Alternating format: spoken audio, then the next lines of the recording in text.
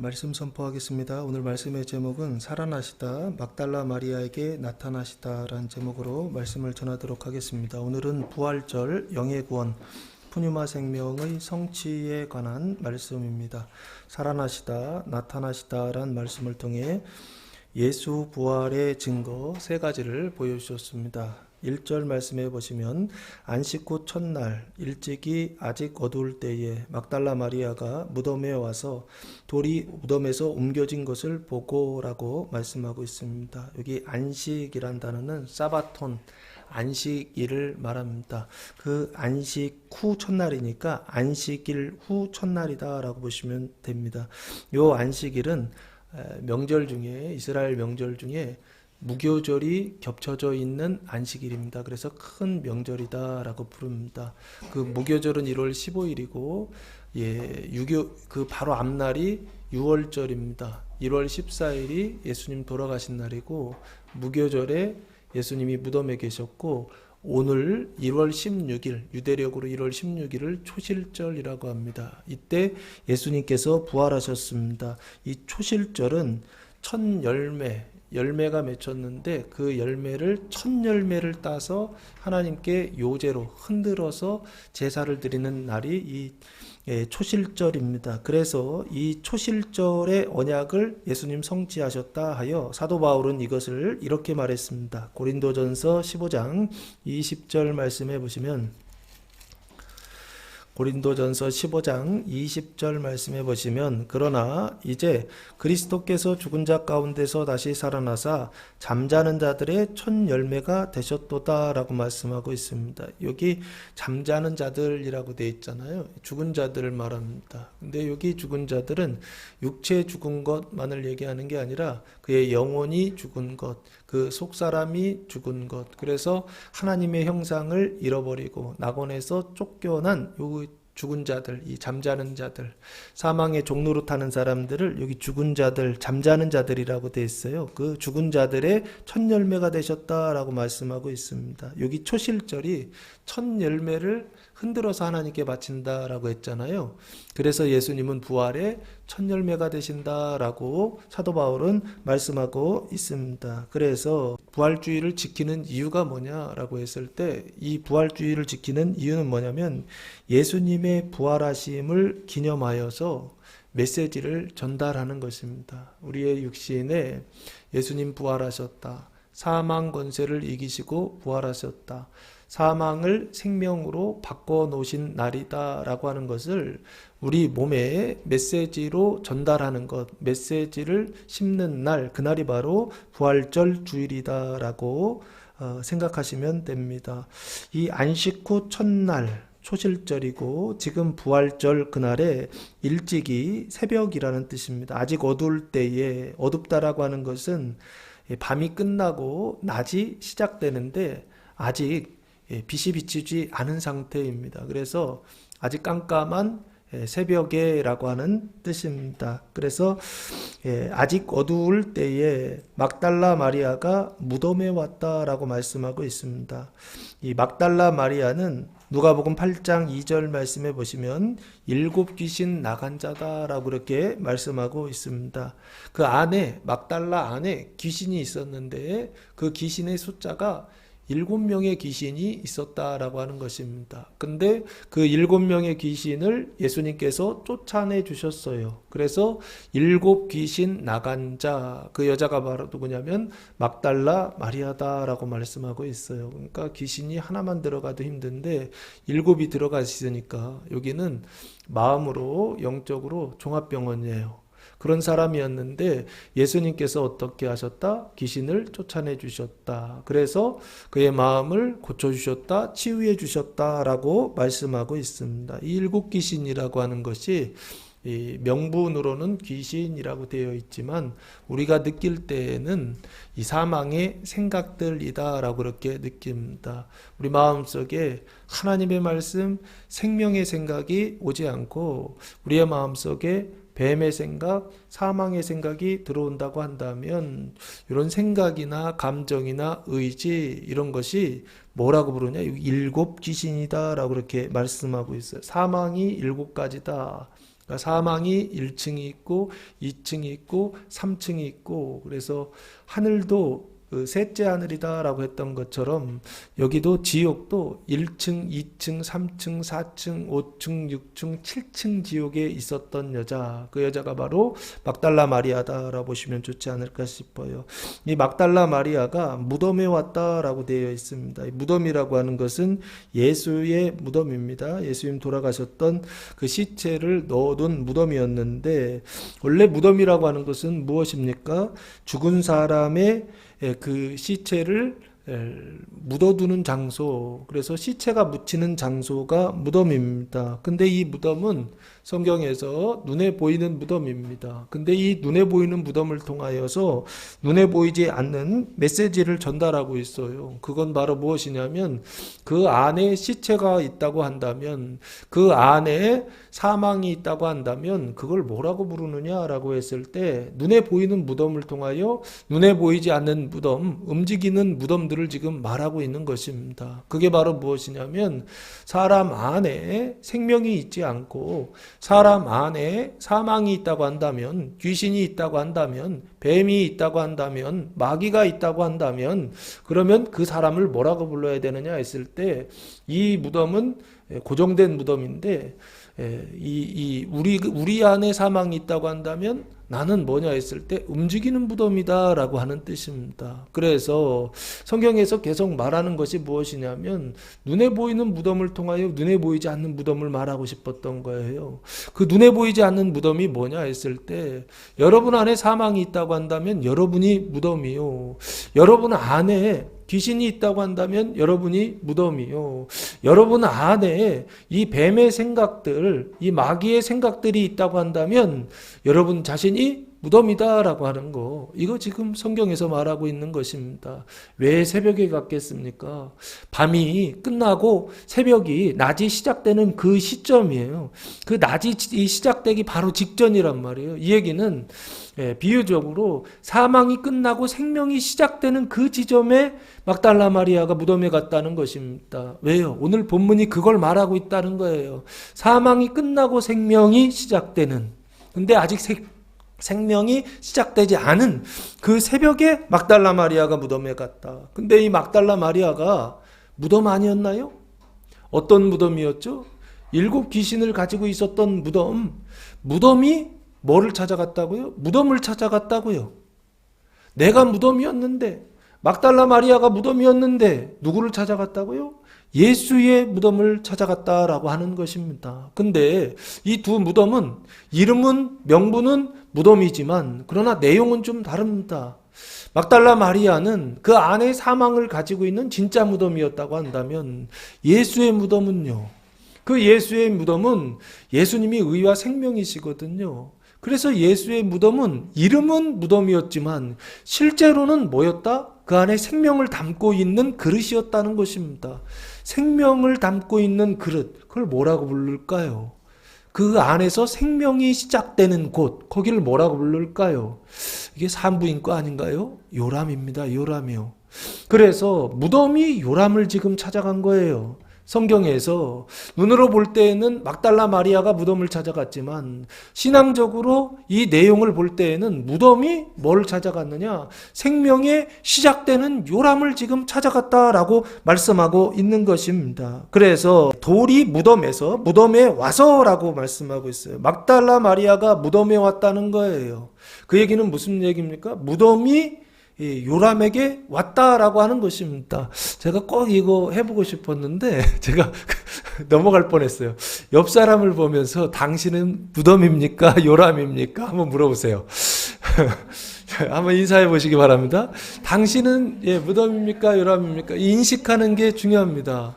내가 무덤인 것을 인식해야 요람으로 바뀔 수가 있어요. 내가 무덤인 것을 알지 못하는 사람들은 생명이 시작하는 요람으로 바뀔 수가 없습니다. 근데 여기 지금 막달라 마리아가 무덤의 상태에 있었다라고 하는 것입니다. 그 여자가 예수의 무덤에 왔다는 거예요. 그러나 실제적으로는 생명이 시작하는 요람에 왔다는 것입니다. 왔는데 돌이 무덤에서 옮겨진 것을 보고라고 말씀하고 있어요. 이 돌이라고 하는 것은 무덤 문을 닫는 닫는 돌입니다. 그래서 무덤 문을 닫는 돌이니까 이게 문이에요, 문. 그래서 무덤 문이다라고 그렇게 말을 할 수가 있습니다. 마태복음 27장 60절 말씀에 보시면, 제 얘기가 아니고 성경에 이렇게 명시가 되어 있더라고요.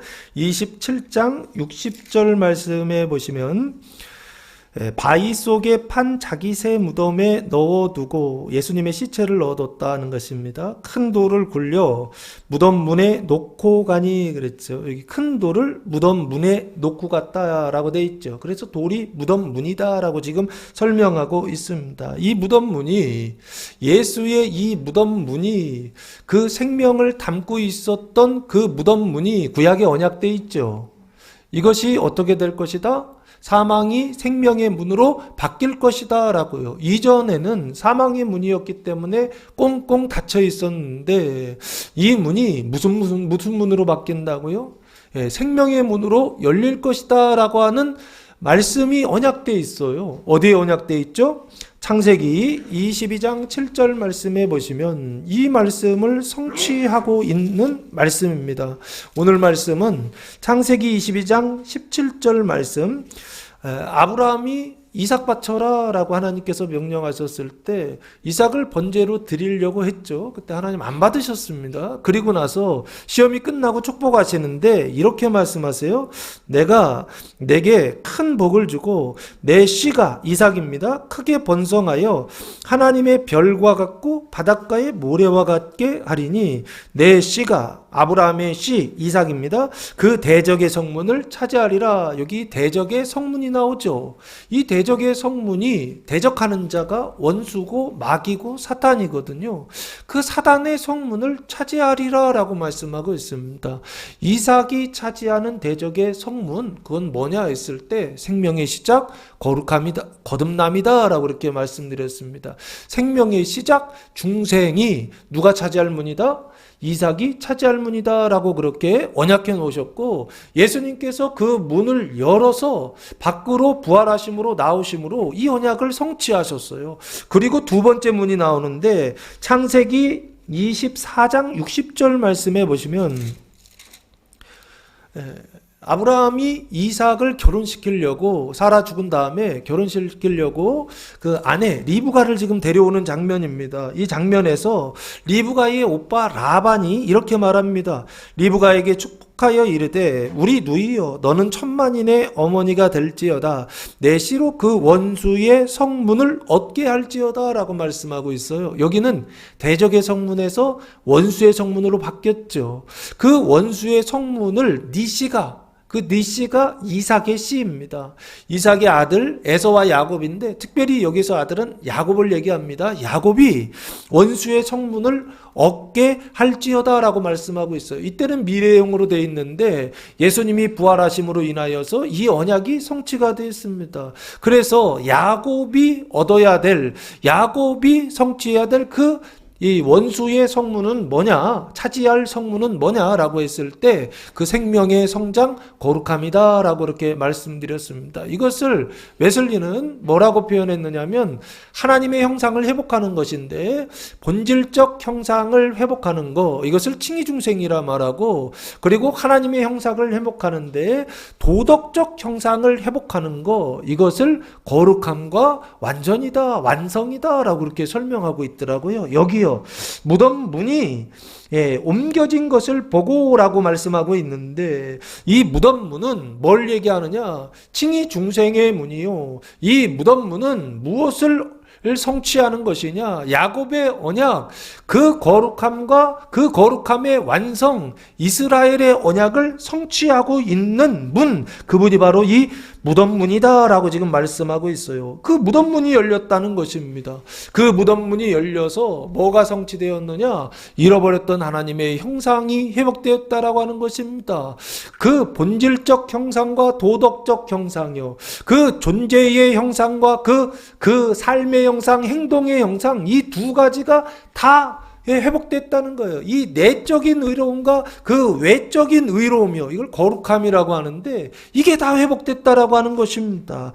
무덤 문이 옮겨진 것을 보고라고 말씀하고 있어요. 이것은 무덤문이 옮겨졌다라고 하는 것은 그래서 좋은 것입니까? 나쁜 것입니까?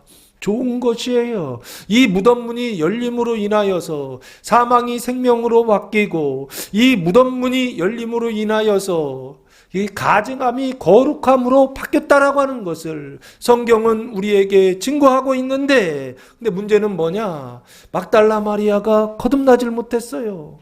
막달라 마리아가 이 중생하지를 못했어요. 그래서 이 하나님의 칭의 중생과 거룩함의 이 구원의 이 모습을 보고서, 은총을 보고서도 어떻게 생각했느냐? 2절 말씀해 보시면 시몬 베드로와 예수께서 사랑하시던 그 다른 제자에게 달려가서 말합니다. 요 다른 제자라고 하는 것은 누구냐 했을 때 요한복음 21장 20절 말씀해 보시면 예수님께서 부활하신 이후에 제자들에게 나타나십니다. 디베리아 바닷가에서 나타나셔서 이렇게 말씀하십니다. 베드로가 돌이켜 예수께서 사랑하시는 그 제자가 따르는 것을 보니, 예수께서 사랑하시는 그 제자가 나오죠. 그는 만찬석에서 예수의 품에 의지하여 주님을 파는 자가 누구니까 묻던 자더라라고 말씀하고 있어요. 그 사람이 누구냐? 24절.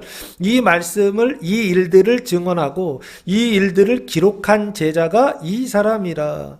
이 사람이 요한복음을 요한복음을 기록한 제자입니다. 예, 우리는 그의 증언이 참된 줄 아노라라고 말씀하고 있어요. 그러면 여기 예수께서 사랑하시던 그 제자는 누구냐 했을 때 요한복음을 기록한 요한이다, 사도 요한이다라고 그렇게 보시면 됩니다. 그러니까 쉽게 얘기하면 시몬 베드로와 또한 요한에게 달려가서 말합니다. 막달라 마리아가 말을 하는데 자기가 본 것을 말하는 거예요. 그럼 자기가 본 것을 보고 자기가 판단하고 생각한 것을 지금 말하는 것이죠. 그래서 그 내용을 보시면 사람들이 주님을 무덤에서 옮겨다가 어디 두었는지 우리가 알지 못하겠다 하니라고 말씀하고 있어요.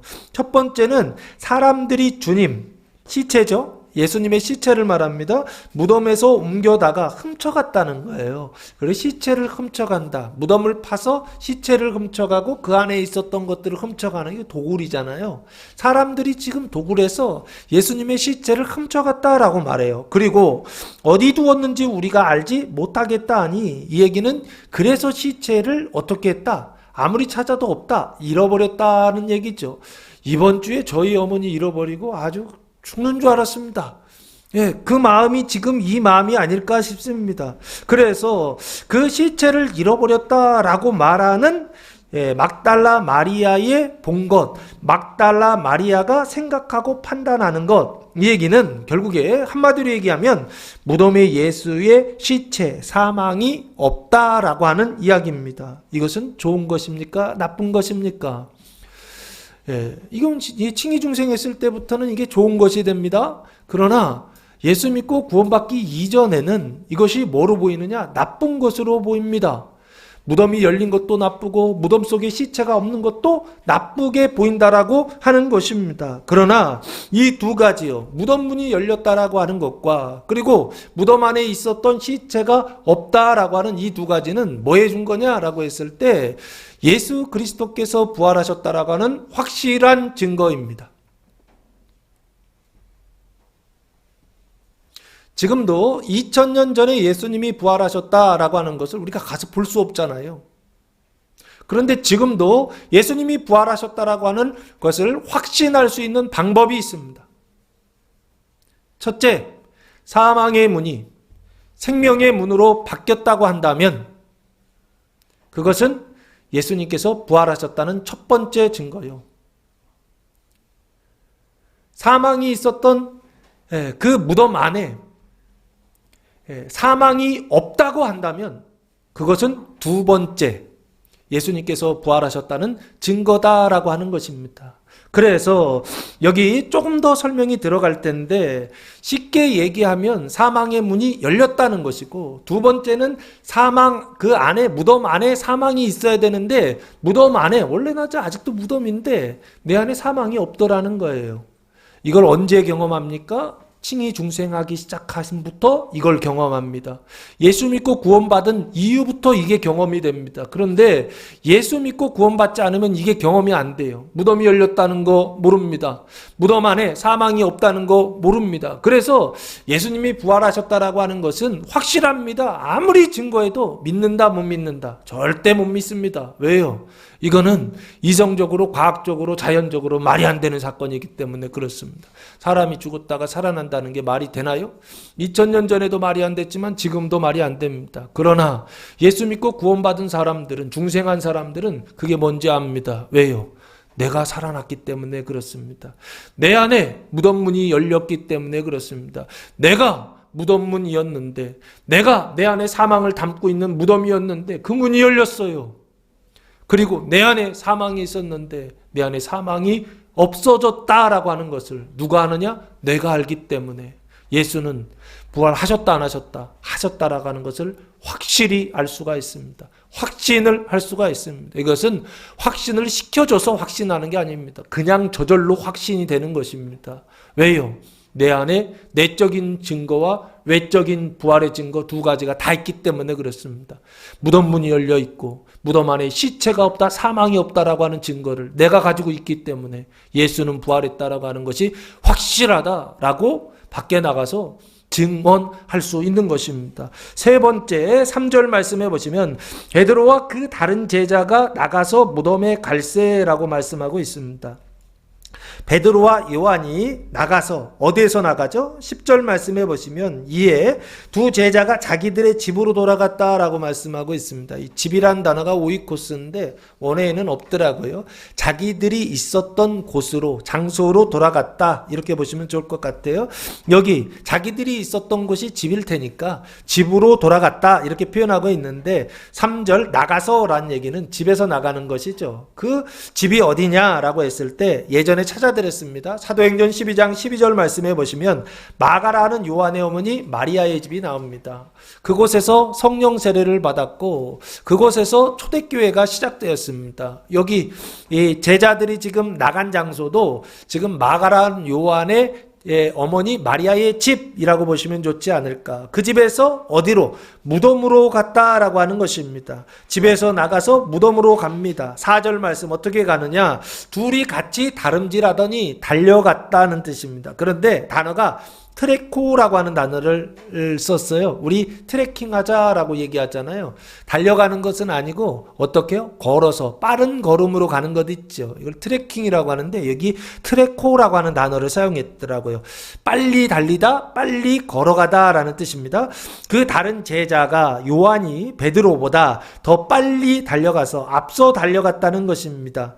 먼저 무덤에 이르러 5절 구부려, 이 구부리다라고 하는 것은 몸을 안으로 이렇게 굽혔다라는 뜻입니다. 세마포 놓인 것을 보았으나 이 세마포라고 하는 것은 오도니온이라고 하는 단어를 사용했는데 배로 된 붕대라는 뜻입니다. 그래서 그것으로 배로 옷을 만들었죠. 그래서 우리 이 시체를 입힐 때, 쌀 때 배옷이라고 그러지 않습니까? 요 배옷이다라고 보시면 됩니다. 그래서 세마포라고 하는 단어를 사용했는데 놓인 것을 보았다. 세마포가 그 무덤 그 자리에 예수님의 시체를 놓았던 그 자리에 놓여 있었다는 것입니다. 근데 무덤 안에 들어가서 본 게 아니고 밖에서 이렇게 삐꼼히 쳐다봤다. 무덤 안을 쳐다봤다라고 생각하시면 좋을 것 같아요. 왜요? 새벽이에요. 깜깜한 새벽인데 무덤 안에 누구밖에 없어요? 그 무덤 바깥에 자기밖에 없어요. 아마 무서워서 그러지 않았을까라는 생각이 듭니다. 그렇죠? 새벽에 깜깜할 때 자기 혼자 무덤에 지금 달려갔어요. 무덤 안에 들어가려고 하니까 무서워요, 안 무서워요? 저는 무서워서 무덤 있는데도 못 갈 것 같아요. 근데 지금 이 요한은 무덤까지 달려갔어요. 들어가 보지는 못하고 밖에서 보았다. 들어가지는 아니하였더니 6절 말씀해 보시면 시몬 베드로는 따라와서 뒤따라온 것이죠. 무덤에 들어가 보니 안으로 들어가 보니 세마포가 놓였다라고 말씀하고 있습니다. 요 세마포는 시체를 싸는 세마포였는데 이 세마포는 시체가 없는 세마포, 사망이 없는 세마포를 말합니다. 요 세마포를 성경에서는 뭐라고 할까요? 눈으로 볼 때는 시체를 싸는 세마포거든요. 근데 이 세마포를 성경에서는 이렇게 사용합니다. 계시록 19장 8절 말씀해 보시면 어린 양의 혼인잔치가 나옵니다. 그때 그에게 빛나고, 이 어린 양의 아내입니다. 아내에게 빛나고 깨끗한 세마포 옷을 입도록 허락하셨으니, 여기 깨끗한 세마포죠. 빛나는 세마포, 깨끗한 세마포 옷을 입도록 허락하셨으니 이 세마포 옷은 성도들의 뭐다? 옳은 행실이다 라고 그렇게 말씀하고 있어요. 그러니까 세마포라고 하는 것은 빛나는 세마포, 깨끗한 세마포 옷을 이야기하는데, 영적으로 이게 뭐냐 했을 때 성도들의 옳은 행실의 옷이다 라고 말씀하고 있어요. 의로운 행실 있잖아요. 거룩한 행실이요. 이 정결한 행실이요. 이 옷이, 그것을 옷이라고, 세마포 옷이라고 표현하고 있더라라고 하는 것입니다. 그것은 나중에 성도들이 구원받고 예수 믿고 구원받은 이후에 칭의 중생하여 그 성화의 길을 열심히 걸어간 사람들, 이 사람들에게 무슨 옷을 입혀주신다? 빛나고 깨끗한 세마포 옷을 입혀주신다라고 하는 뜻입니다. 그러면 여기는 아직 아니죠. 어떤 상태예요? 원래는 사망을 싸고 있었던 세마포였습니다. 그리고 시체를 싸고 있었던 세마포였는데, 그 세마포가 지금 어떤 상태예요? 시체가 없는 상태라는 거예요. 예수의 그 사망이 없는 상태, 예수의 시체가 없는 그런 세마포였다는 거예요. 그러면 이 세마포는 뭐가 없는 세마포라고 보시면 됩니까? 행실은 행실이죠. 근데 어떤 행실이요? 아까 성도들의 무슨 행실이라고 그랬죠? 선한 행실이라고 그랬죠. 옳은 행실이라고 그랬죠. 그럼 여기는요, 악한 행실이라고 보면 좋지 않을까? 불의한 행실이요. 이해되십니까? 사망의 행동이 사라졌다라고 하는 것입니다. 세마포는 세마포인데 그 세마포가 의의 세마포를 입는 사람이 있고, 어떤 사람은 불의의 세마포, 악한 세마포를 입고서 이 세상을 살아가고 있는 사람이 있는데, 세상 속에서 악을 행하는 사람들이 있죠. 범죄하는 사람들이 있죠. 왜 범죄한다? 이 사망의 옷을 입고 있기 때문에 그렇습니다. 그런데 그 사망을 입고 있는데 그 사망의 어떤 행동이거든요. 근데 행동을 하는 이유가 뭐냐? 그 안에 사망이 있기 때문에 그렇다는 거예요. 근데 사망이 없어요. 그러면 이 사람의 행동은 무슨 행동이 된다는 것입니까? 악이 빠져 있는 행동, 불의가 빠져 있는 행동, 부정이 까져 있는 행동, 가증함이 빠져 있는 행위를 하기 시작했다라고 하는 것이죠. 마음속에 생각하는데 어떤 생각을 한다고요? 그 뒤에 부분입니다. 그래서 가증함이나 그 부정함이 없는 행실이 시작된다라고 하는 것입니다. 이것을 조금 더 구체적으로 7절에 또 머리를 쌌던 수건은 하면서, 쌌던 게 둘이에요. 하나는 머리를 쌌던 수건이고요, 세마포와 함께 놓이지 않고 딴 곳에 쌌던 대로 놓여 있더라 라고 말씀하고 있어요. 그러면 이 세마포는 몸을 싸고 있었던 세마포입니다. 그러면 수건은요, 머리를 싸고 있었던 베옷이 따로 있다는 얘기죠. 이것을 수건이라고 부르고 있어요. 이 수건은 수다리온이라고 하는 단어를 사용했는데, 시체, 사망이 없는 수건입니다. 원래는요, 시체와 사망이 있는 수건이죠. 그래서 가증한 행실을 하는 수건입니다. 그런데 그 수건이 무슨 수건으로요? 시체나 사망이 없는 수건으로 바뀌었다는 것입니다. 그 사망이나 그 부정이나 그 가증함이 없는 수건으로 바뀌었다는 것입니다. 근데 수건의 위치가 어디죠? 머리죠. 머리로 하는 것이 무엇입니까? 생각하는 것이죠. 사람의 생각 속에 그 악한 일들을 생각하고 악한 일들을 행하던 사람의 그 머릿속에 뭐가 사라졌다고요? 사망의 생각이 사라졌다는 것입니다. 그 부정한 생각이 사라졌다는 것입니다. 그 음란한 생각이 사라졌다는 것입니다. 합당하지 못한 일을 하던 그 생각들이 사라졌다는 것입니다. 그 부정한 생각들이 사라졌다는 것입니다. 할렐루야. 예수님 부활하셨다라고 하는 것의 네 번째 증거는 수건에 사망이 없다는 것입니다. 그 머릿속에 가증함이 없고, 그 머리의 생각 속에 그 부정함이 없고, 그 머리의 생각 속에 뱀의 생각, 사망의 생각이 사라졌더라라고 하는 것입니다. 이것이 네 번째 예수 부활의 증거다. 세 번째는 빈 세마포요, 사망의 행동이 없어지고, 네 번째는요, 사망에 생각이 없어져 있더라라고 하는 것입니다. 할렐루야. 행동이 없어지려면 생각이 없어져야 됩니다. 예. 여러분의 삶 속에 사망이 있는 세마포, 사망이 있는 수건이 아니라 여러분의 삶 속에 사망이 없는 세마포, 사망이 없는 수건이 시작되는 부활절 한 주간 되시기를 예수님의 이름으로 축복합니다. 이것 때문에 괴로운 사람들이 너무나 많이 있습니다. 이거 해결하려고 아무리 약을 먹어도 소용이 없습니다. 사람의 사망의 생각을 없애려고 해도 소용이 없습니다. 사망의 행동들을, 가증한 행동들을, 합당하지 못한 행동들을 하지 못하게 아무리 해도 소용이 없습니다. 그러나 이 약만 한번 잡숴 보십시오. 머릿속에 있었던 사망이 사라집니다. 행동에 있었던 사망이 사라집니다. 빈 수건, 빈 세마포가 될 것입니다. 오늘 찬양 중에 그 가사가 있었어요. 예, 주는 완전합니다. 가사 중에 마지막 그 두 번째 줄에 보면 주님만이 길이오니라는 단어가 있잖아요. 요거를 저희 교회는 좀 바꿔서 했으면 좋겠어요. 주가 사람들이 생각하는 주님이 다 달라. 그래가지고 어떤 사람들은 뱀이 주인이고 마귀가 주인이고 사단이 주인이고 돈이 주인이고 건강이 주인이에요. 그래서 주인을 조금 다른 걸로 바꾸면 좋겠다. 저 혼자 생각했어요. 성경이요. 성경만이 길이오니 이렇게요.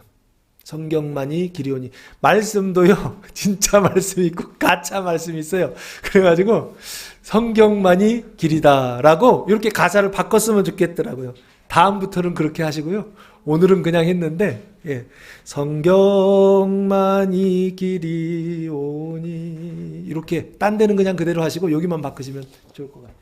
하나님이 말씀이 기록된 것이 오직 성경밖에 없습니다. 세상에 성경 외에는 하나님의 말씀이 기록된 것이 없어요. 그래서 성경을 뭐라고 부르냐 했을 때 캐논이라고 부릅니다. 근데 요즘 사람들은요, 이성이 발전하고 자연이 발전하다 보니까 성경을 성서라고 부르더라고요. 그냥 거룩한 책이라고 부르더라고요. 성경이라고 하는 것은 경전이라는 뜻이에요. 경전이라고 하는 것은 하나님하고 나하고 친구 먹겠다라는 뜻이 아니에요. 근데 성서는 어떤 느낌이냐면 내가 이것을 보고 판단하고 내가 비판하고 이건 옳고 이건 그르다라고 할 수 있는 그런 책으로 본다는 뜻이에요. 이해되십니까? 성경을 앞에다 두고서 이것은 하나님의 말씀입니다 하면서 무릎 꿇고 하나님의 말씀을 경건한 마음으로 경외한 마음으로 본다는 게 아니고 성서 하나님과 친구 먹고 내가 하나님의 말씀을 보겠다 이런 태도로 이렇게 보는 분들이 계시더라고요. 절대 그러면 안 됩니다. 성경은 하나님의 말씀입니다. 경전이고 캐전입니다. 모든 것의 기준이 되는 책입니다. 그런데 그 기준을 잃어버려서 마음의 병이 오고 그리고 행동의 병이 온 것입니다. 머릿속에 수건 속에 사망이 쌓여져 있는 이유는 뭐냐? 이 캐논이요. 하나님의 말씀 기준이 되는 말씀이 없어져서 그런 거예요. 그리고 무슨 말씀이요? 뱀의 말이요. 그건 기준이 아니라고요. 사람의 말이요. 그것은 기준이 아니라고요. 왔다 갔다 하는 기준이라고요. 그래서 사람들도 그렇지 않습니까? 의로운 사람들 보면요. 말은 얼마나 잘하는지 다 맞는 말을 해요. 근데 현실에는 맞아요? 안 맞아요? 안 맞아요. 말도 안 되는 소리예요. 그런데 늘 어떻게 옳은 말만 하는 사람들이 있습니다. 왜요? 기준이 왔다 갔다 하기 때문에 그렇습니다. 언제요? 자기한테는 항상 자기를 이롭게 하는 기준을 가지고 다른 사람한테는요. 손해를 끼치는 기준이요. 이걸 가지고 있는 게 사람이란 말이에요. 그러니까 사람의 올바름은요. 왔다 갔다 합니다. 그래서 그런 얘기도 있잖아요. 내가 사랑하면 로맨스, 다른 사람이 사랑하면 불륜 뭐 이렇게 얘기하잖아요. 또 둘 다 사랑이에요. 사랑. 근데 사랑에 대한 기준이 다르죠. 왔다 갔다 하기 때문에 그런 것입니다. 여러분 안에 하나님의 말씀의 기준이 확실히 세워져서 그래서 여러분 안에 머릿속에 쏜 그 수건 안에 사망이 아니라 생명으로 그리고 입고 있는 이 행실 그 옷 안에 시체가 아니라 하나님의 말씀으로 가득 채우는 성도들 되시기를 예수님의 이름으로 축복합니다. 요게 무덤 안에 있었던 부활의 증거다라는 것입니다.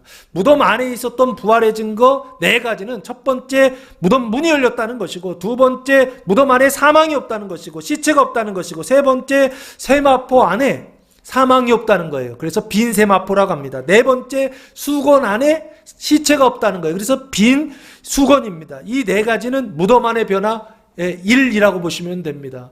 1인데 어떤 변화냐? 기존에 있었던 것을 없애는 변화입니다. 기존에 원래 사망이 있었고 시체가 있었는데 무덤 안에, 그 무덤 안에 있었던 사망을 없애는 그 첫 번째 일이 무덤 문이 열리는 거고, 두 번째는 빈 무덤, 세 번째는 빈 세마포, 네 번째는 빈 수건. 그래서 플러스 마이너스로 보면 이게 마이너스예요. 기존에 있었던 걸 없애는 부활의 증거 네 가지입니다. 그래서 7절 조금 더 설명을 드리겠습니다. 그 머리에는 부정한 생각이 없어진다라고 되어 있죠. 그리고 그 몸을 싸고 있었던 세마포에는 사망이 없다. 가증한 행실이 사라졌다라고 보시면 좋을 것 같아요. 그 부정한 생각이라고 하는 것은 레위기서 11장부터 17장까지 나와 있는 내용이고요. 그리고 가증한 행실이라고 하는 것은 레위기서 18장부터 27장까지 나와 있는 내용이다라고 보시면 좋을 것 같아요. 그 대표적인 가증한 행실이 무엇입니까? 음란이에요. 음행인데, 음행이라고 하는 것은 남자가 다른 여자를 사랑하는 거, 결혼한 남자가 다른 여자를 사랑하는 거, 뭐 단순히 이걸 얘기하는 게 아닙니다. 탐심이에요. 사람에 대한 욕심입니다. 사람에 대한 욕심인데, 십계명 중에 이렇게 말씀하셨죠. 내 이웃의 집을 탐내지 말라라고 말씀하셨죠. 십계명, 내 이웃의 아내나 그의 남종이나 그의 여종이나 그의 소나 그의 낙이나 무릇 내 이웃의 소유를 탐내지 말라 할 때, 이 탐내는 것이요, 남의 소유를 탐내는 것을 뭐라고 하느냐 했을 때 음행이라고 보시면 됩니다. 성경에서 말하는 음행은 단순히 그냥 사람들 사이 속에서만 이야기하는 게 아니라 다른 물질들까지 다 포함하고 있는 개념입니다. 그것이 사라진다는 것입니다. 내 마음속에 그 탐하는 마음이요, 다른 사람의 소유를 탐하는 마음이 있는데 그게 사라진다라고 하는 것입니다. 그것이 빈 세마포의 증거입니다. 8절 말씀해 보시면 그때야 무덤에 먼저 갔던 그 다른 제자도 들어가 보고 믿더라 라고 말씀하고 있습니다. 그때야 시몬 베드로가 다 확인한 후에 무덤에 먼저 갔던 그 다른 제자 요한도 들어가 무덤 안으로 들어가 보고 믿더라. 빈 세마포와 빈 수건을 보고 믿었다. 그러면 뭘 믿은 것입니까? 요한이 믿은 것은 무엇입니까? 여자의 말을 믿고 베드로의 지금 말을 믿는 것이죠. 그 여자의 말은 무엇이었습니까? 예수의 시체를 훔쳐갔다. 그래서 그 시체를 잃어버렸다라고 하는 근심의 말이죠. 사람의 말이죠. 이게 하나님의 말씀입니까? 아니죠. 이게 마귀의 말이고 뱀의 말입니다. 사망의 말이에요. 아직 칭의중생하여 구원받았다고 한다면 이게 보이거든요. 근데 구원받지 못하니까 이 구원의 증거, 이 부활의 증거가 뭐로 보이느냐라고 했을 때 사망의 증거로, 그리고 슬픔의 증거로 보이더라라고 하는 것입니다. 근데 그것이 여자에게만 그렇게 보인 것이 아니라 베드로와 요한도 동일하게 그 말을 따라서 보더라는 거예요. 시체를 훔쳐갔다, 시체를 잃어버렸다, 그래서 마음에 근심이 되고, 그래서 두려움이 생기고, 혹시 찾으면 어떻게, 못 찾으면 어떻게 하나라고 하는 그런 염려 속에 완전히 사로잡히는 믿음, 이게 요한의 믿음이라고 봐야 되지 않을까 싶습니다. 구원을 받지 못한 상태의 믿음이요. 이 믿음을 요한이 가지고 있었다는 거예요. 지금도 동일하죠. 요한과 같이 이 믿음을 가지고 있는 사람들이 있어요. 구원받지 못한 믿음을 갖는 사람들이 있어요. 믿음은 무조건 다 구원받는 믿음이 아니에요.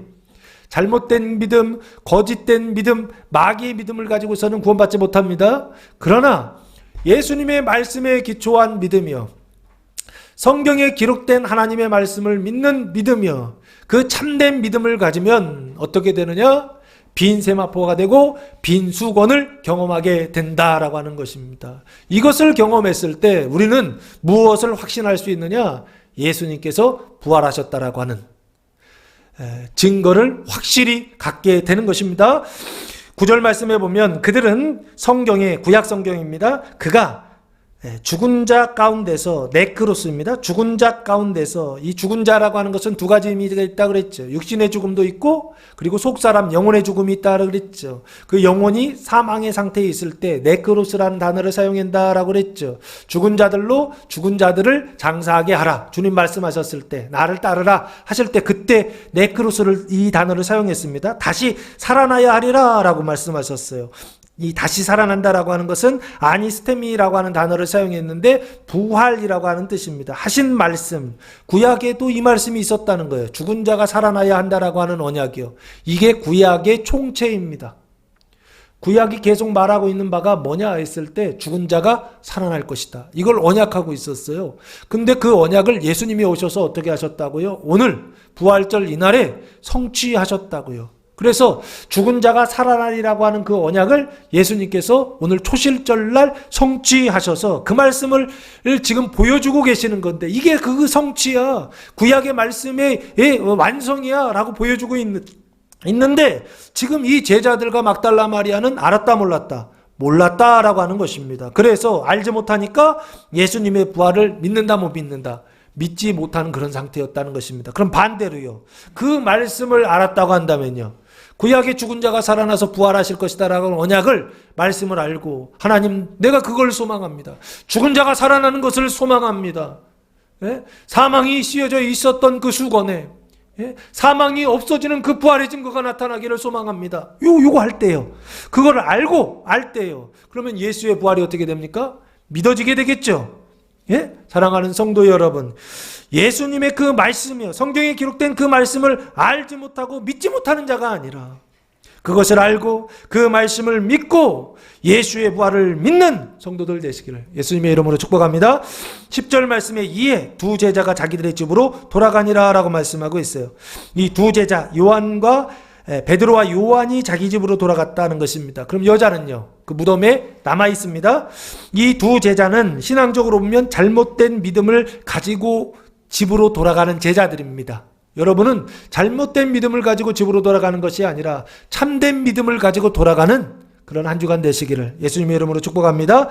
자기들의 집으로 돌아갔다 할 때 이 집은 있던 곳으로 돌아갔다라고 보시면 됩니다. 그 자기들의 있었던 그 집이요. 그 집은 무슨 집입니까?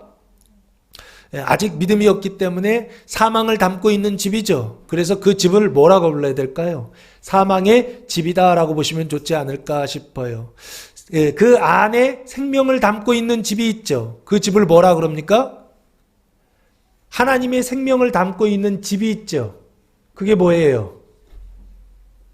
교회이고 그게 바로 무엇입니까? 성전이죠. 그 대표적인 언약이 있죠. 하나님의 생명을 담고 있는 집. 이것이 성취될 날이 올 것이다. 이게 부활절이거든요.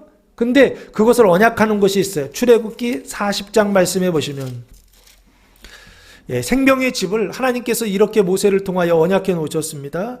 출애굽기 40장 34절 말씀해 보시면 구름이 회막에 덮이고 여호와의 영광이 성막에 충만하매 이 성막이 성전입니다.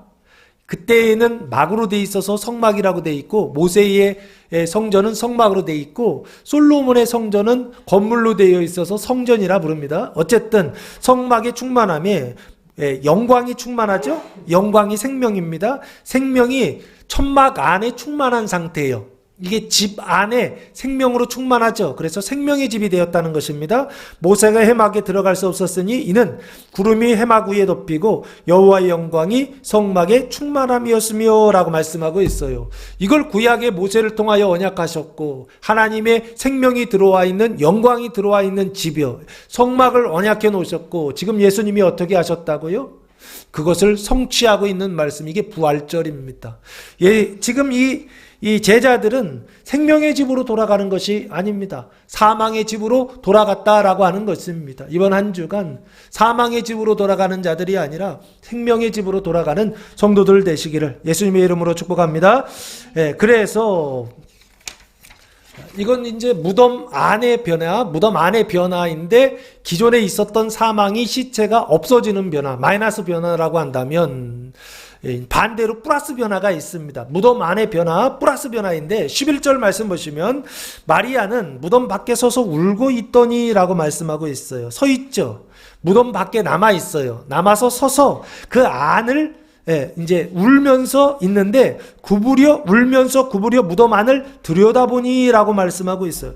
여자가 무덤 밖에서 새벽에 울고 있어요. 그럼 뭐가 생각나세요?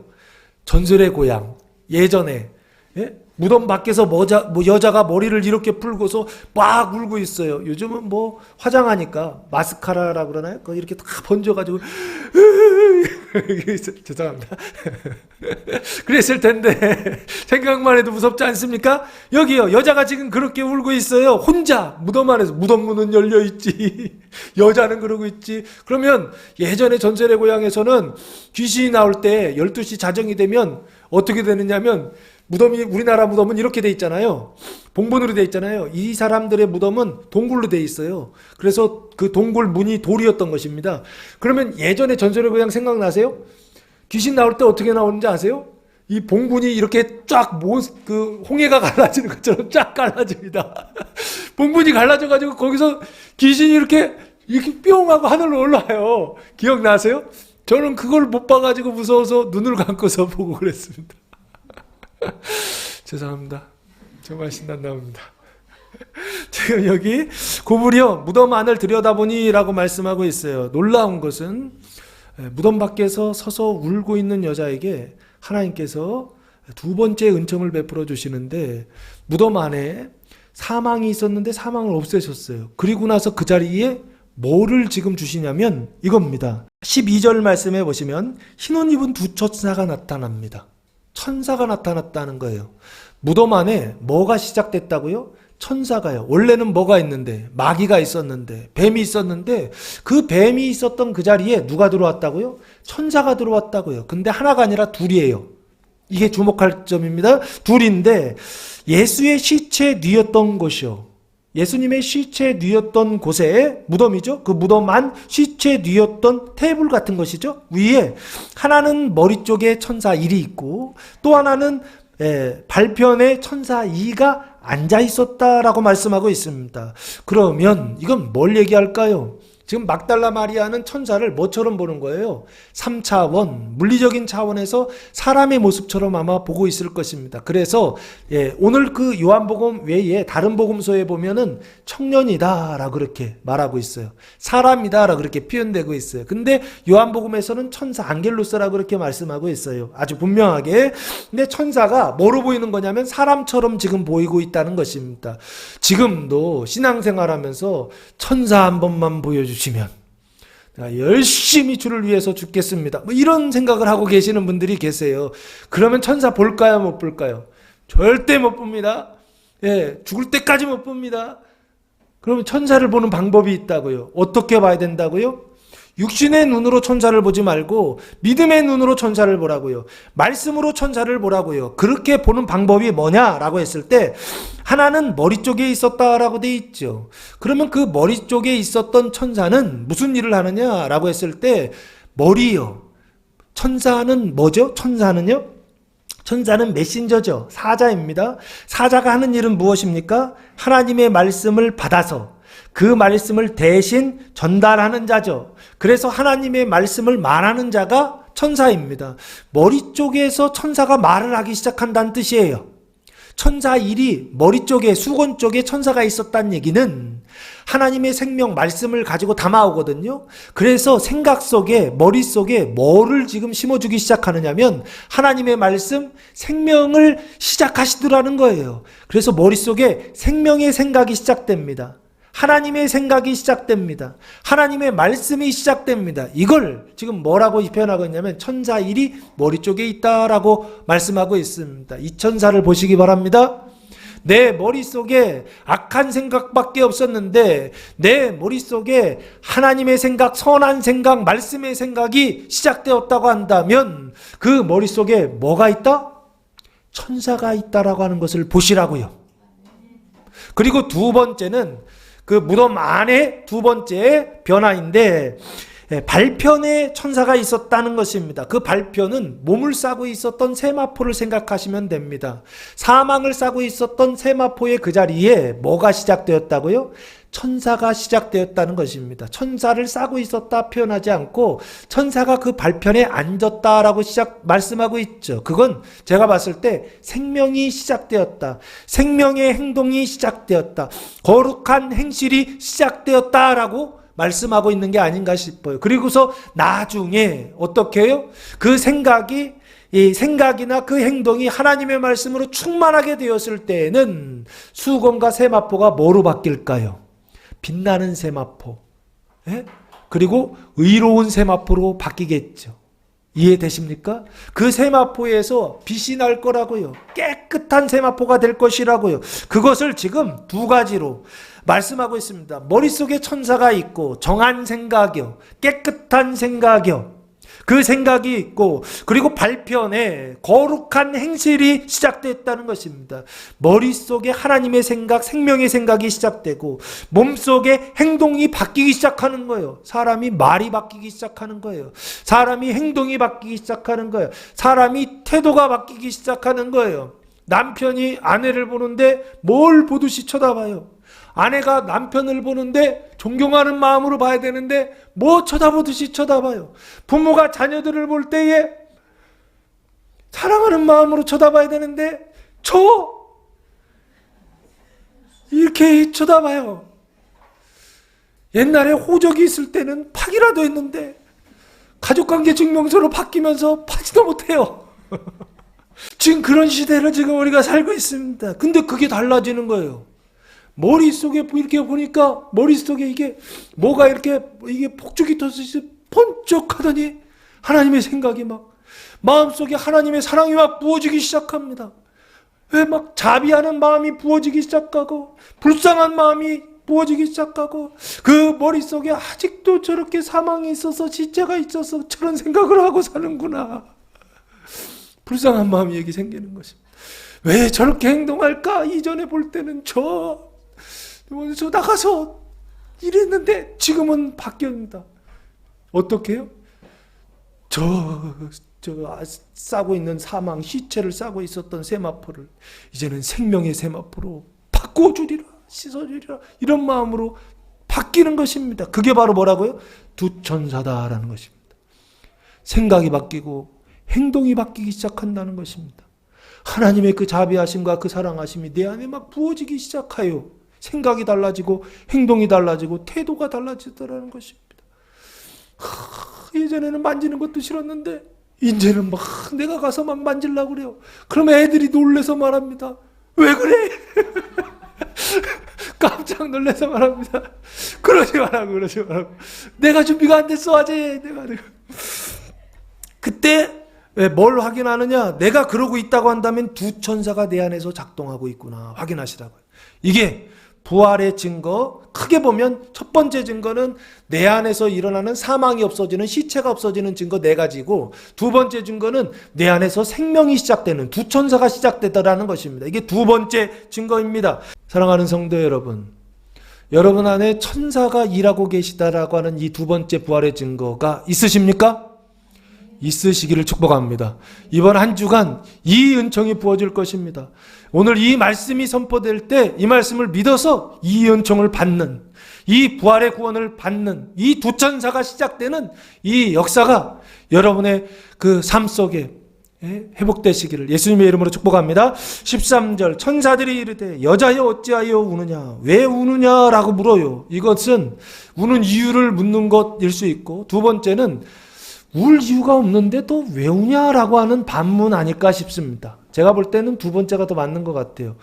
예수님이 부활하셨는데 그 부활의 증거를 무슨 증거로요? 죽음의 증거, 잃어버렸다라고 하는 증거로 오해해서 슬퍼하고 있더라는 것입니다. 그러니까 왜 우느냐 물어요. 여자가 이르되 사람들이 내 주님을 옮겨다가 훔쳐다가 어디 두었는지 내가 알지 못함입니다라고 앵무새처럼 반복하고 있죠. 그래서 첫 번째 내적인 증거, 사망이 없어지는, 시체가 없어지는 증거를 통해서도 변화가 안 됐어요. 두 번째, 내 안에 두 천사가 작동하는 이 일을 통하여서도 변화가 안 됐어요. 얼마나 둔한지 몰라요. 왜 이렇게 둔합니까? 레위기서 13장에 보면 뭐가 시작되죠? 그 부정함에 대해서 이야기할 때 나병 환자에 대한 규례가 나오지 않습니까? 그 나병은 무슨 병이라고요? 느끼지 못하는 병이다라고 그랬죠. 나균이 들어가서 그 세포 안에, 이 피부 안에 들어가면 이 피부가 고통을 느끼지 못해요. 통감, 고통이 없어요. 그래서 피가 나고 이 살이 이렇게 막 문드러져도 아픈 걸 느끼지 못한다 그래요. 나병이 그렇다 그럽니다. 그 상태라 그런 것입니다. 지금 누가요? 이 여자가 그 상태다. 나병의 상태다. 부정한 상태다. 세균이 들어가 있는 상태다라고 하는 것을 말해주고 있는 게 아닌가 싶어요. 그러니까 마지막 이제 특단의 조치를 주님께서 취하십니다. 14절 말씀해 보시면 이제는 무덤 밖의 증거입니다. 첫 번째는 무덤 안의 증거 마이너스, 두 번째는 무덤 안의 증거 플러스, 세 번째는 무덤 밖의 증거입니다. 이 말을 하고 뒤로 돌이켰다는 것은 무덤 안을 지금 쳐다보고 있었는데 몸을 돌이켜서 무덤 밖을 보았다는 것입니다. 예수께서 서신 것을 보았으나 이 예수는 부활하신 예수님입니다. 그 부활하신 예수님은 어떤 몸으로 부활하셨나요? 고린도전서 15장 35절 말씀해 보시면 그 부활의 몸을 이렇게 설명하고 있습니다. 요게 이해가 안 되면 부활하신 주님을 볼 수가 없습니다. 근데 이게 이해가 되면 부활하신 주님을 볼 수가 있습니다.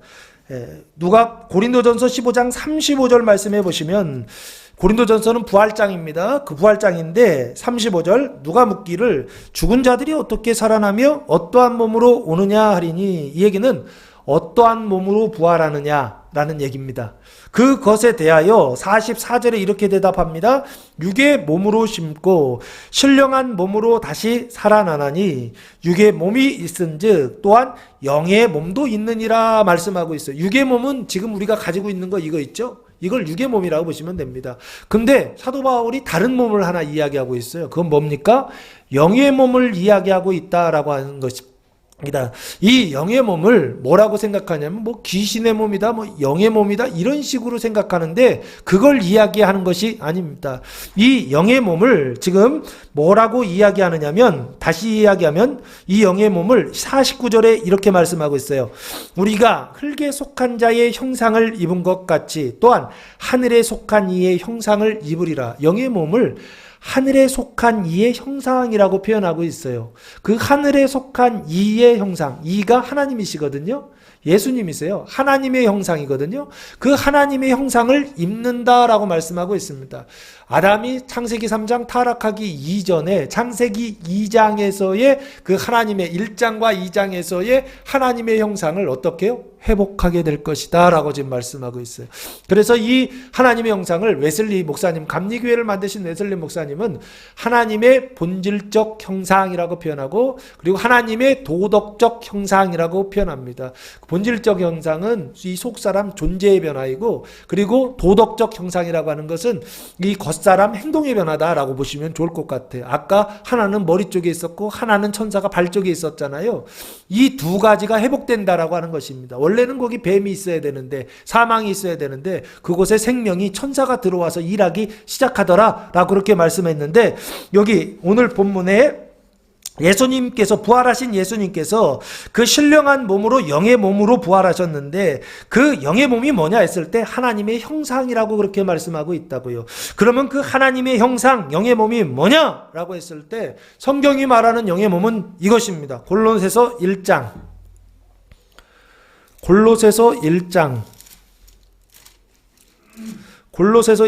24절 말씀해 보시면, 나는 이제 너희를 위하여 받는 괴로움을 기뻐하고 그리스도의 남은 고난을 그의 몸된 교회를 위하여, 이 그가 그리스도입니다. 그리스도의 몸된 교회를 위하여 내 육체에 채우노라 라고 말씀하고 있어요. 고난을 채운다 라고 하는 것입니다. 누구를 위하여? 교회를 위하여 고난을 채운다 라는 것입니다. 믿음이 연약한 성도들을 위하여 고난을 채운다 라는 것입니다. 그래서 사망을 채워서 고난 받는다 라는 얘기입니다. 이 얘기를 하는 이유는 무엇입니까? 그리스도의 몸된 교회를 위하여, 그리스도의 몸된 교회가 구원받기 위하여 고난 받는다, 기꺼이 고난 받겠다 라고 하는 말입니다. 그때 하는 얘기가 그리스도의 몸된 그리스도의 몸이 뭐냐 했을 때 교회가 그리스도의 몸이다라고 지금 설명하고 있어요. 그러면 예수님이 몸으로 부활하셨죠. 그 몸으로 부활하셨을 때 그 영의 몸, 그 하나님의 형상을 입는다고 했을 때 그 형상은 뭐냐? 입었던 형상은 뭐냐라고 했을 때 그리스도의 몸 된 교회를 말하는 것입니다. 부활하신 예수님을 보여주십시오. 그럼 내가 예수님을 더 잘 믿겠습니다. 라고 했을 때 2000년 전에는 부활하신 예수님을 보았습니다. 그러나 지금은 그 예수님을 무엇을 통해서 보느냐 했을 때 교회요. 그리스도의 몸된 교회를 통하여 누구를 보라고요? 부활하신 예수를 보아야 한다는 것입니다. 이게 마지막 교회의 밖의 변화입니다. 몸된 교회요. 그리스도의 몸된 교회를 통하여 누구를 보라? 부활하신 예수를 볼 때 그때부터 뭐가 시작된다? 부활의 증인으로서의 삶이 시작된다라고 하는 것입니다. 그래서 예수께서 서 계신 것을 보았으나 예수이신 줄을 알지 못하더라. 눈으로는 보았지만 속사람 인식으로는 깨닫지 못했다라는 뜻이죠. 15절 예수께서 부활하신 주님께서 이르시되 여자여 어찌하여 울며 왜 우느냐는 것이죠. 울 이유가 없다는 것입니다. 누구를 찾느냐라고 말씀하고 있어요. 누구보다 예수님이 더 잘 알고 있죠. 근데 예수님께서 이 여자의 잘못이요. 신앙의 오류라고 그럴까요? 잘못 믿고 있어요. 지금 그걸 가르쳐 주시려고, 지적해 주시려고 말씀하고 있는 것 같아요. 너 잘못 찾고 있다라는 것이죠. 여자가 찾고 있었던 것은 무엇입니까? 여자가 구하고 있었던 것은 예수님의 시체였죠. 이 시체라는 단어가 소마라고 하는 단어를 사용하고 있더라고요. 예수님의 시체를 찾고 있다고요. 근데 예수님은요, 지금 뭐라고 말씀하세요? 시체 아니다라는 것이죠. 사망 아니다라는 것이죠. 네가 정말로 찾아야 될 것은 뭐다? 부활하신 예수님이요. 그리스도의 몸된 교회요. 생명의 공동체를 찾아야 한다라고 하는 것입니다. 여러분이 인생을 살면서 지금까지 무엇을 찾고 계셨습니까? 썩어 없어질 세상에 그 사망을 찾고 계시지는 않았습니까? 이 여자와 같이요. 이제부터 그 영원한 하나님의 생명, 그 생명의 몸, 그리스도의 몸된 교회를 찾아서 그래서 영생하는 성도들 되시기를 예수님의 이름으로 축복합니다. 자, 그래서 마리아는 그가 동산주기인 줄 알고 동산을 관리하는 사람입니다. 이르되 주여, 여기 동산지기도 주여라고 돼 있죠. 여자가 남자를 부를 때는 주여라는 호칭을 쓰고 있더라고요. 그래서 제가 좀 속을 뻔했어요. 예수님을 호칭할 때도 주여라고, 주님을 잃어버렸다 해서 이 사람은 신앙을, 퀴리오스 신앙을 가지고 있나 보다 했더니 그게 아니에요. 그냥 아무 때나 주여예요. 그러니까 아멘도 남발하는 성도들이 있잖아요. 아무 때나 아멘 하시는 분들이 있어요. 아멘 하면 안 되는데도 아멘 할 때가 있더라고요. 그럼 안 돼요? 이해되십니까?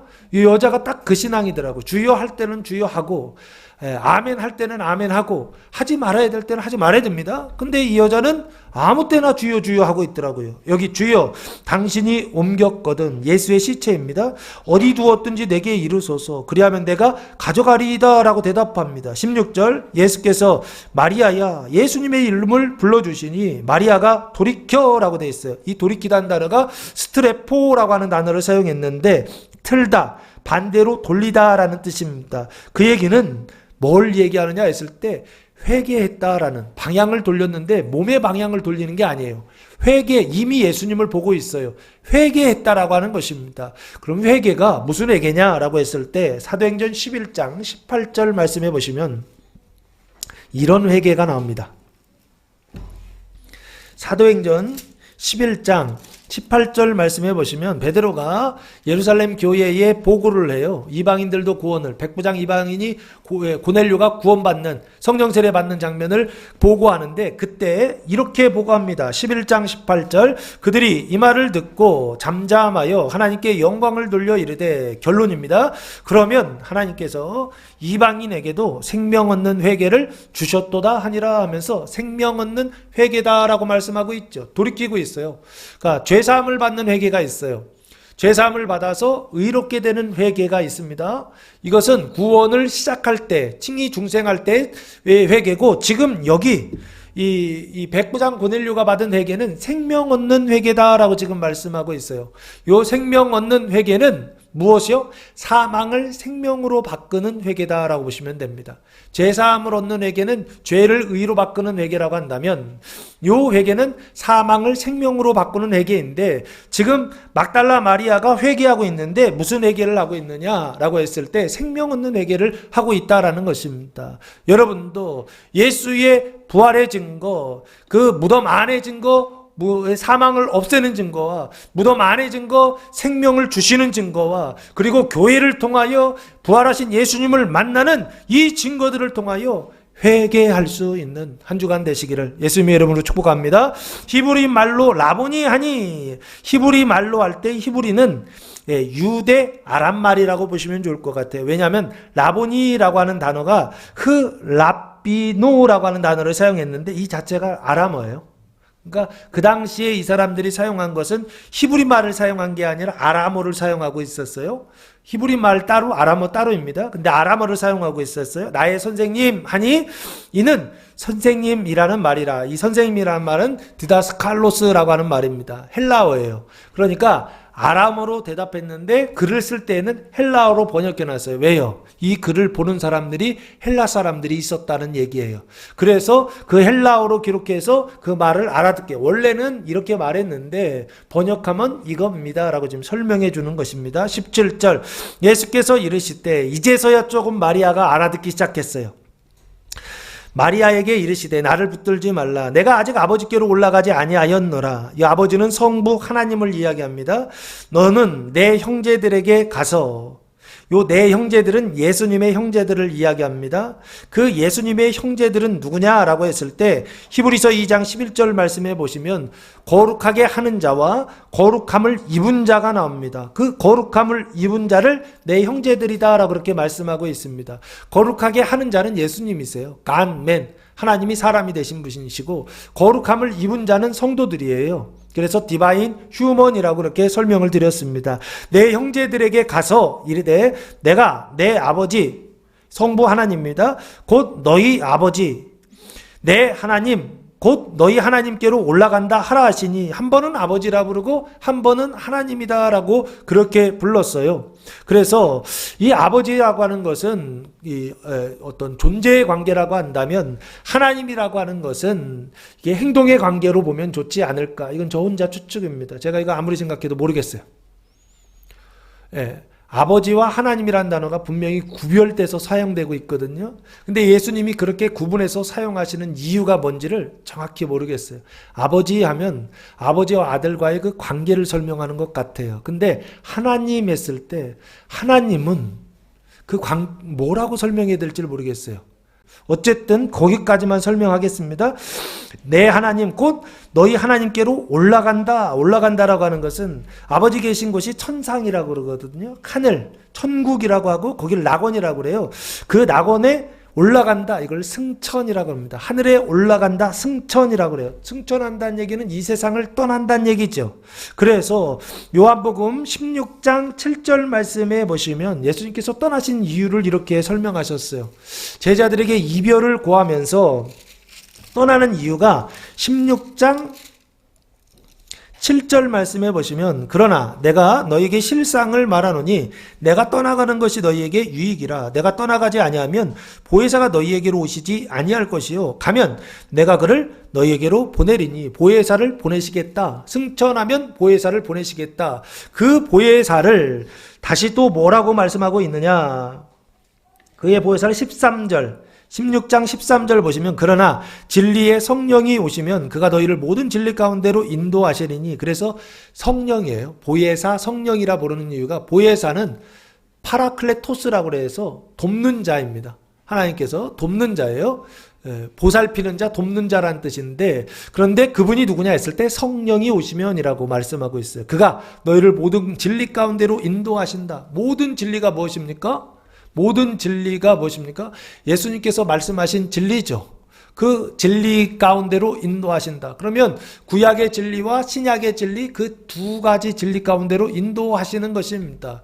그래서 그 모든 진리는 무엇이냐라고 했을 때 나의 구원과 너의 구원과 형제 구원과 이웃 구원, 바다 구원까지의 그 구원의 완성, 이것을 모든 진리라고 말씀하고 있는 게 아닌가 싶습니다. 그 성령을, 보혜사 성령을 보내주시기 위하여 예수님 어떻게 하신다? 예, 올라간다, 이별한다 라고 말씀하셨어요. 그래서 실제로 보혜사를 보내주셨죠. 언제요? 사도행전 1장에 보시면 승천하기 전에 40일 동안 제자들과 함께 계시다가 2장 1절에서 4절 말씀해 보면 성령이 오시죠. 그렇죠? 바람과 같이, 불과 같이, 불의 혀같이 갈라지는 것들이 이 머리 위에서 보였다라고 했을 때 그 성령이 오셔서 그 성령을 보내주셨습니다. 그걸 위하여 내가 올라간다 하시니라고 말씀하고 있어요. 18절 말씀해 보시면 막달라 마리아가 가서 제자들에게 내가 주를 보았다 하고 라고 말씀하고 있어요. 예, 무덤에서 어디로 갑니까? 제자들의 집으로 가는 것이죠. 그 제자들의 집은 성전이 아니죠. 뱀이 있고 사망이 있는 집이죠. 그 집을 뭐라고 해야 될까요? 우상숭배의 집이라고 할까요? 우상의 집이라고 할까요? 뱀의 집이라고 보시면 좋지 않을까 싶어요. 내가 주를 보았다 하고 라고 말씀하고 있어요. 내가 주를, 부활하신 예수를 보았다. 이 보았다라는 단어가 호라우라고 하는 단어를 사용했는데 여기서 보다라는 단어는 보통 블레포라는 단어를 사용하거든요. 근데 여기는 호라우라고 하는 단어를 사용했어요. 이 얘기는 뭘 이야기하느냐 했을 때 진짜 예수님을 보았다라고 하는 것을 눈으로 보고 마음으로 보았다라고 하는 것을 말씀하고 있는 게 아닌가 싶습니다. 그런데 그 예수님을 어디서 보았다? 무덤 밖에서 보았다. 언제예요? 새벽에 무덤 밖에서 어떻게 해요? 그 삶의 일상 속에서요. 내가 무덤인데 내 무덤 밖에서 일하시고 계시는, 내 무덤 밖에서 말씀하고 계시는 부활하신 예수님을 보았다라고 증언하고 있습니다. 여러분도 이런 증언을 할 수 있는 복 있는 성도들 되시기를 예수님의 이름으로 축복합니다. 내 안에 증거가 있고 내 밖에 증거가 있어서 예수님은 확실히 부활하셨습니다. 한번 보여줘봐. 그거 보여줘봐. 그러면 예수님은 내 안에서 부활하셨고 예수님은 내 이 무덤 밖에서 부활하셔서 아주 분명하게 살아계시고 말씀하시고 일하시고 계십니다 라고 하는 것을 분명히 보여주고 분명히 나타낼 수 있는 성도들 되시기를 예수님의 이름으로 축복합니다. 자꾸만 환타지예요, 환타지예요. 신앙이 환타지로 구성되어 있어요. 진짜 예수님이 뭔가 고스트 있잖아요. 귀신이 이렇게 뿅 하고 나타나서 예수님이 말씀하시기를 바란다고요. 평생 해보세요. 안 된다니까요. 산에 올라가서 소나무 하나, 나무 뿌리 하나 뽑으면 하나님을 볼 수 있다, 만날 수 있다. 그래가지고 예전에 저 고등학교 때 기도원 가가지고서 산에 올라가, 나 오늘은 하나님 만나리라 하고서 소나무 붙고서 막 기도하는데 이 정도 나무도 아니에요. 한 이 정도 나무, 욕심은 많아가지고 이 정도 나무 소나무 붙들고서 흔드는데 흔들리지도 않아요. 안 흔들린다고요. 해본 사람은 알아요. 그래가지고 내 믿음은 이 믿음이 아닌가 보다. 그래가지고 조그만 나무 갔더니 요만한 소나무가 있어요. 얘는 흔들리기는 해요. 막 흔들어 봤어요. 뽑힐까 안 뽑힐까? 절대 안 뽑힙니다. 왜요? 뿌리가 깊어요. 흔들리긴 하는데 아무리 흔들려도 안 뽑혀요. 이것도 아닌가 보다. 그래서 옆에서 조그만 나무 있나 내가 찾아봤습니다. 이런 식의 우리 신앙이요. 그렇게 해서 하나님 만나는 게 아니더라고요. 우리 마음속에 간절함을 가지고 하나님을 만나겠다라고 하는 간절한 마음을 가지고 뭐를 봐야 된다고요? 소나무 붙들고 흔들면 하나님을 만납니까? 소나무를 붙드는 게 아니라 뭐를 붙들어야 된다고요? 성경이요. 하나님의 말씀을 흔들어 제껴야 된다고요. 하나님의 말씀을 계속 읽어야 된다고요. 그때 누구를 만난다고요? 부활하신 예수님을 만나서 그래서 그것을 증언하는 자, 부활의 증인이 될 수 있다라고 하는 것입니다. 내가 주를 보았다. 아주 분명하게 얘기하죠. 또 주께서 자기에게 이렇게 말씀하셨다라고 지금 이르니라라고 하는 단어가 앙겔로라는 단어를 사용했더라고요. 보통 이르다라고 할 때는 레고 뭐 이런 단어를 사용하거든요. 근데 여기는 앙겔로예요. 앙겔로스 할 때 천사 할 때 그 단어예요. 그래서 앙겔로의 뜻은요. 전령, 사자의 일을 수행하다라는 뜻입니다. 그 얘기는 자기 말을 한 것이 아니라 누구요?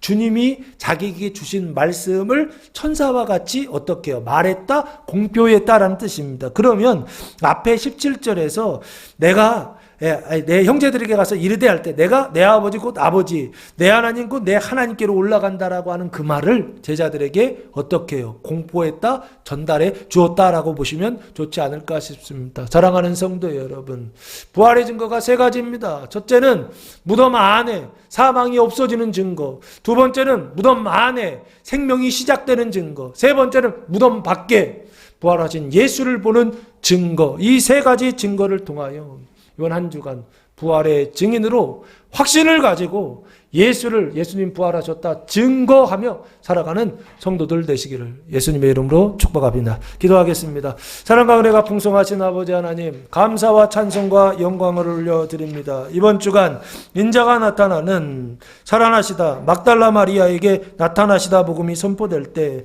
그 말씀을 믿고 따름으로 부활하신 주님을 확실히 만나는 한 주간 되게 하옵소서. 이제는 우리 주 예수 그리스도의 은혜와 하나님 아버지의 무한하신 사랑하심과 성령의 교통하심이 사랑하는 성도들 머리에와 가정에와 교회 위에 이제로부터 영원토록 함께 하시기를 간절히 축원하옵나이다. 아멘.